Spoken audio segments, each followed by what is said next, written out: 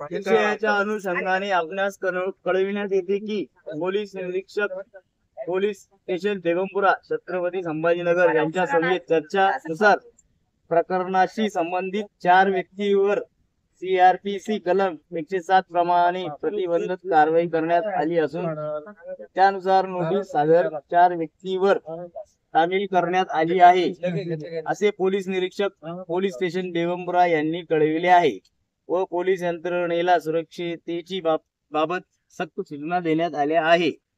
तरी आपण उपोषण मागे घ्यावं व कायदा सुव्यवस्था अबाधित राखण्याकरिता प्रशासनास सहकार्य करावे विनंती। त्यांना पाठवले ते यांची जी आहे का तहसीलदाराची चौकशी करून त्यांच्यावर गुन्हे दाखल होते।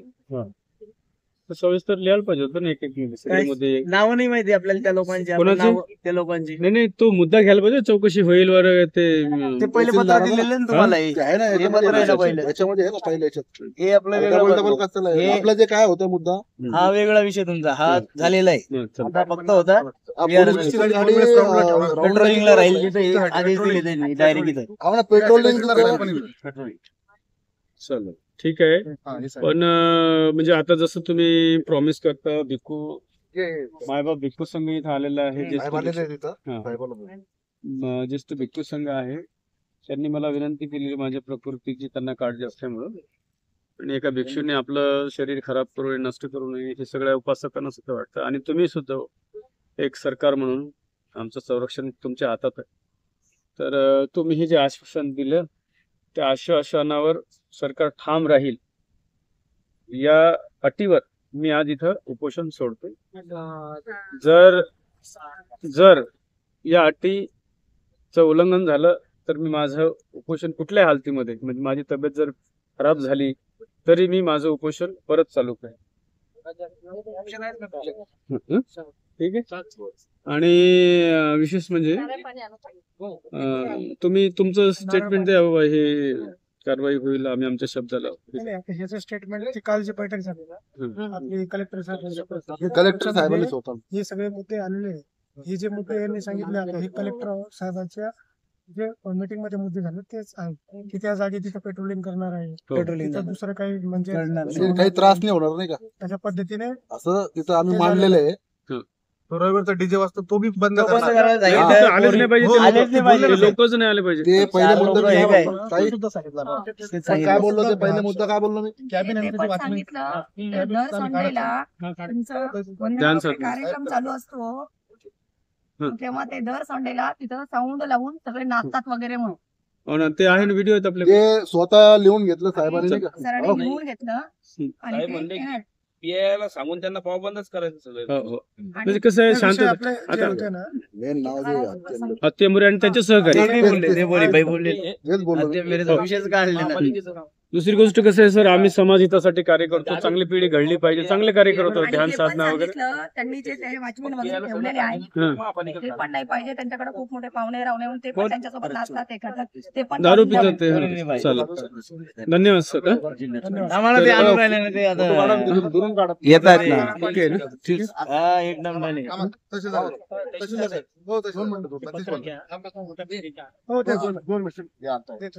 नारळ पाणी मला याच्यानंतर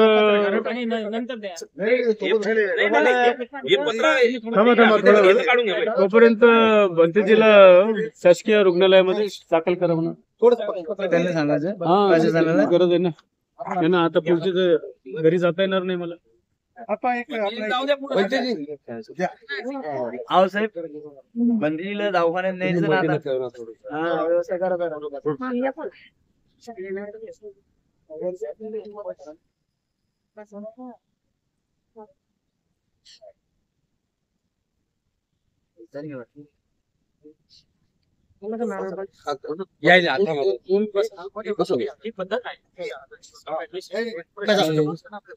मला आता जाता विहारात जाता येणार नाही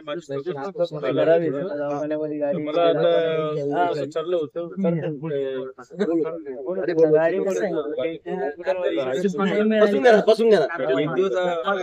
पहिला मंडळ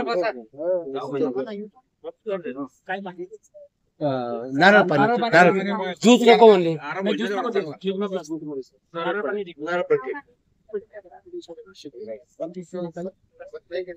आणि कोणी माझ्यापर्यंत येणार नाही असं थोडस तिथं हे करतो. नाही, नाही, काही विक्रम कांबळे. विक्रम कांबळे, आंबेडकर नगर.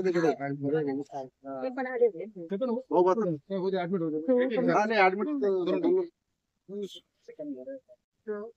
उठून बसा. बंती उठून बसा आता तुम्ही थोडं. बंती शिंदे अप्पा हो, द्या तुम्ही तुमच्या मोठ्या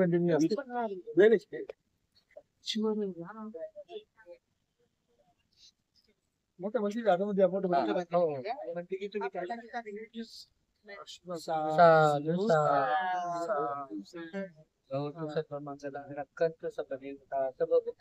द्या. सदा सती भवन्तु ते भवतु सपमंगलम् रक्षन्तु सपदेवता सबधर्माणि भावे सदा सती भवतु सपमंगलम् रक्षन्तु सपदेवता सबसंघात् भावेन सदा सती भवतु मे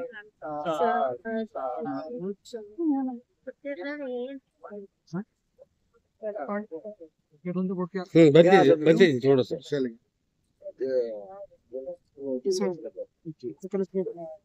पण द्या तुमचं. कालचं पूर्ण त्यांना देण्यात आलं.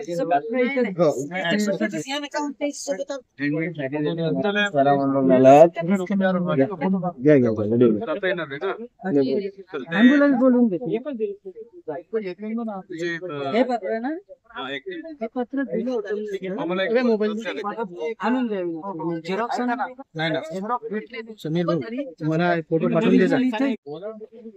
शासकीय आणि पोलीस अधिकाऱ्यांनी जो भिक्खू संघावर बौद्धांवरती अन्याय केला त्याच्यावर रितसर कायदेशीर कारवाई व्हावी, त्यांना कठोर शिक्षा व्हावी या मागणीसाठी, तसेच विहारावर भिक्षूंवर जे समाजकंठक रोष ठेवून आहे, विहाराला समाजाला लक्ष करून त्यांना हानी पोहोचवण्याचं कार्य करत आहे,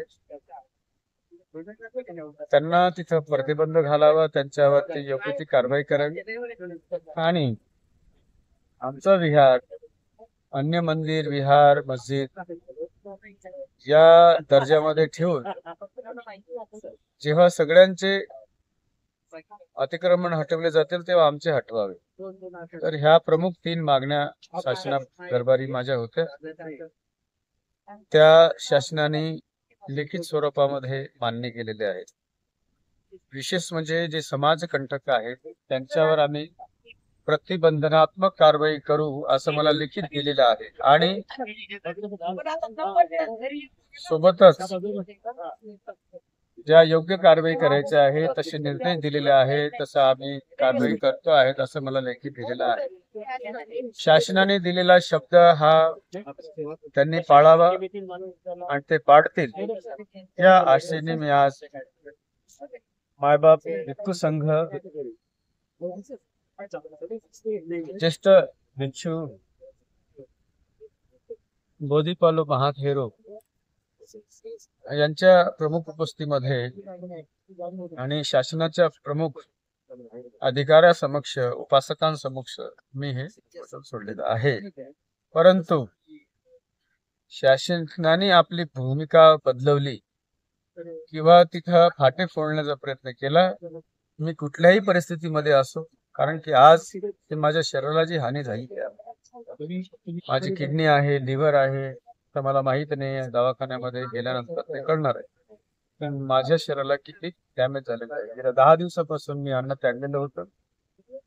तर जशी अवस्था असेल त्या अवस्थेमध्ये मी पुन्हा शासनाच्या विरोधामध्ये कुठलं लेटर न देता, कुठलं पत्रव्यवहार न करता, हेच माझं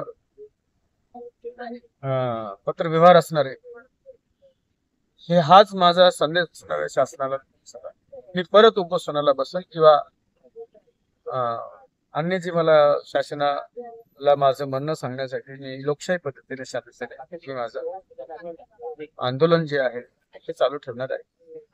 कारण फक्त तुम्ही पेपर काळं करायचे आणि त्यावर कारवाई नाही करायची, असं जर तुमची मनीषा असेल तर माझा जीव गेलेला चालत. कारण की भिक्षू म्हणून, भिक्षू हा जीव जो आहे हा सन्मानाचा जीव आहे. सन्मानाने भिक्षू जगत असतो आणि भिक्षूंना जर सन्मान नसेल समाजामध्ये आणि भिक्षूंच्या प्रतिभेला जर कुठं वर पोहोचत असेल तर अन्यही भिक्षूंच्या वतीने समाजामध्ये, शासनामध्ये हा एक सगळ्यांसाठी बोध असावा, यासाठी मी माझी लढाई शासनाविरुद्ध म्हणा किंवा जे दोषी आहेत त्यांच्या विरुद्ध लोकशाही पद्धतीने, शांततेने मी करत आहे.